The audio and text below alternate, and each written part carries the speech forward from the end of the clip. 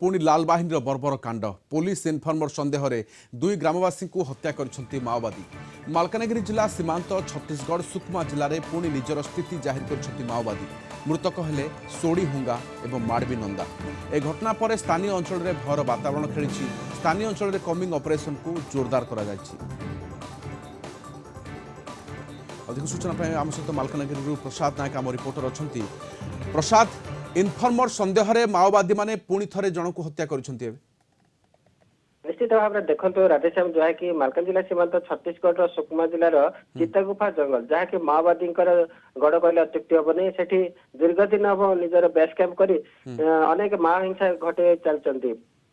police को target करने सहित निरीह आदिवासी को हत्या कर निजर स्थिति जाहिर ए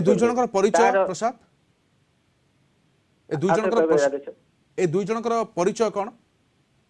निश्चित भाव से साधारण ग्रामवासी रही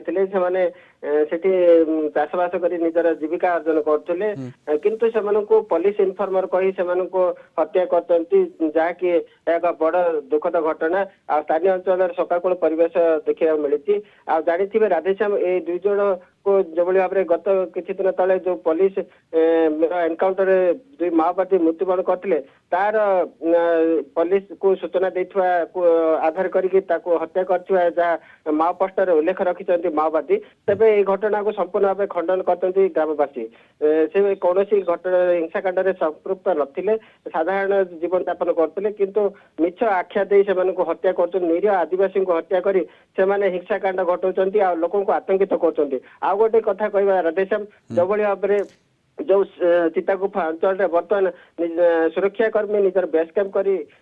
विकास कार्य धीरे धीरे आगू को बढ़ाऊँ कि भाव में बाधा सृष्टि करेंगे से निरीह आदिवासी को हत्या कर माओवादी जहाद्वारा लाल बाहिनी निजर उपस्थिति जारी कर ग्रामवासी को हत्या करने पुलिस इनफर्मर सन्देह कर बहुत बहुत धन्यवाद तमाम सूचना आम सहित